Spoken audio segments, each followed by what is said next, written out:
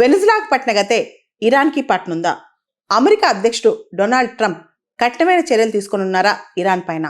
అసలు Donald Trump వ్యూహ రచన ఏంటి? ఈరోజు మార్నింగ్ ఒక పెద్ద న్యూస్ వచ్చింది. ఎవరైతే ఇరాన్తో ఏ వాణిజ్యం చేస్తారో, ఏ దేశమైనా సరే ఏ వాణిజ్యం చేసినా వాళ్ళపైన 25% టారిఫ్స్ అంట. ఈ ప్రభావం చాలా దేశాల మీద ఉంటుంది.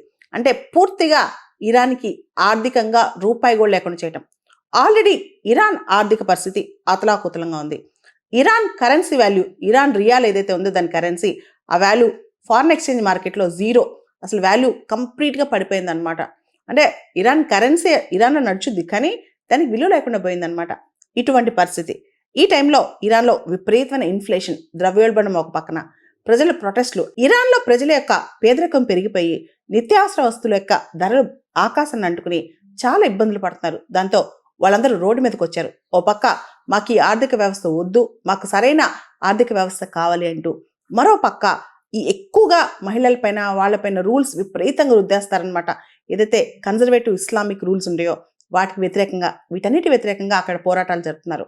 అక్కడ ప్రభుత్వం కూడా తెలివిగా ప్రభుత్వం బాగుంది అంటూ ప్రో గవర్నమెంట్ ప్రొటెస్టులు కూడా చేస్తుందన్నమాట. అంటే ఒక పక్క యాంటీ గవర్నమెంట్ ప్రొటెస్టులు, మరో పక్క ప్రో గవర్నమెంట్ ప్రొటెస్టులు. దాంతో ఇరాన్ అట్టుడిగిపోతా ఉంది.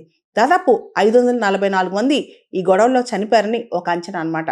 ఇవన్నీ పక్కన పెడితే డొనాల్డ్ ట్రంప్ ఎలాంటి శాంక్షన్స్ విధించుతున్నారు, ఏం చేయబోతున్నారు ఇరాన్ని? ఒక పక్క ఇరాన్ పైన అమెరికా మిలిటరీ స్ట్రైక్స్ చేస్తే ఎలా ఉంటుందని కొంతమంది డిస్కస్ చేస్తుంటే, మరో పక్క అమెరికా సీక్రెట్గా సైబర్ వెపన్స్ ఏమైనా పంపించుద్దా ఇరాన్ మిలిటరీ, ఇతరత్ర ఇరాన్ కీలకమైన సెక్టర్స్లో అమెరికా ఏమైనా సైబర్ వెపన్స్ పంపించి అక్కడంతా నాశనం చేస్తాని.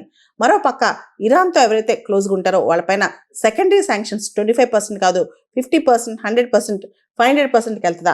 ఇలా డొనాల్డ్ ట్రంప్ ముందు చాలా ఆప్షన్స్ ఉన్నాయి. అయితే మరో పక్క అసలు ఇదంతా ఎందుకు జరుగుతుంది, ఇరాన్లో ఇంత పెద్ద ఎత్తున ప్రొటెస్టులు ఎందుకు ఉన్నాయి, డొనాల్డ్ ట్రంపే దీన్ని ప్రోత్సహిస్తున్నారు అని చెప్పి కూడా మరో డిస్కషన్ జరుగుతుందన్నమాట. మనం చూస్తే కనుక 1979లో ఇరాన్లో ఏదైతే ఇస్లామిక్ రెవల్యూషన్ వచ్చిందో అంతకంటే ముందు ఇరాన్లో విపరీతమైన వెస్ట్రన్ లైఫ్ స్టైల్ ఉండేది, వెస్ట్రన్ ఇన్ఫ్లుయెన్స్ ఉండేది. అప్పట్లోన పెహ్లవి డైనస్టీ కంప్లీట్గా ప్రో వెస్ట్ అనమాట. ఇరాన్లో వెస్ట్రన్ వేర్ కావచ్చు, వెస్ట్రన్ లైఫ్ స్టైల్ కావచ్చు, అన్నీ ఉండే. ఎప్పుడైతే ఇరాన్లో ఈ కన్జర్వేటివ్ రెవల్యూషన్ వచ్చి గత 45 సంవత్సరాలుగా కంప్లీట్గా ఆర్థడాక్స్ రూల్స్ ఉన్నాయో, ప్రజలు ఇప్పుడు దానికి వ్యతిరేకంగా పోరాటానికి మొదలెట్టారనమాట. అంతేకాదు మహిళా హక్కుల కోసం కూడా అక్కడ పోరాటాలు స్టార్ట్ అయినాయి.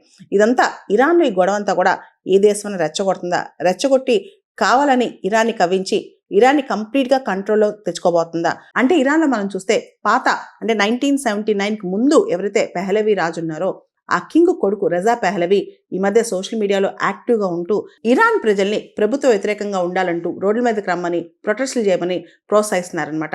ఈ రెజా పెహ్లవి ఎవరైతే అబ్రాడ్లో ఉన్నారో ఆయన 1960లో పుట్టారు. 17 సంవత్సరాల వయసులో అమెరికాకి వెళ్ళిపోయాడు అనమాట. 5 దశాబ్దాలుగా ఆయన ఇరాన్కి తిరిగి రాలేదు. కానీ ఇప్పుడు మళ్ళా వస్తాను, మీకోసం నేను ఉంటానంటూ అక్కడ ప్రజలందరినీ ప్రోత్సహిస్తున్నాడు ప్రభుత్వ వ్యతిరేక రెవల్యూషన్స్ చేయమని.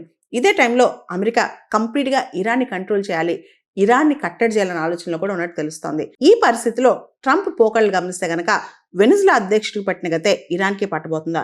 మధ్యప్రాచ్యంలో అంటే మిడిల్ ఈస్ట్లో అమెరికాకి, ఇజ్రాయెల్కి కంటి మీద కునుకు లేకుండా చేస్తున్న ఇరాన్ని కరెక్ట్గా దారిలో పెట్టే టైం వచ్చిందా? అమెరికా ఖచ్చితంగా ఇరాన్ని కంట్రోల్ చేసే టైం వచ్చిందా? డొనాల్డ్ ట్రంప్ ఈ అవకాశాలను వదులుకోడు. ఎందుకంటే ఇరాన్లో కూడా అక్కడ ప్రజలు ప్రభుత్వ వ్యతిరేక నిరసనలు చేస్తున్నారు కాబట్టి ఇదే రైట్ టైం అని డొనాల్డ్ ట్రంప్ ఇరాన్ని కంప్లీట్గా మిలిటరీతో అటాక్ చేస్తారా? ఒక్కసారి మనం వేచి చూడాల్సిందే.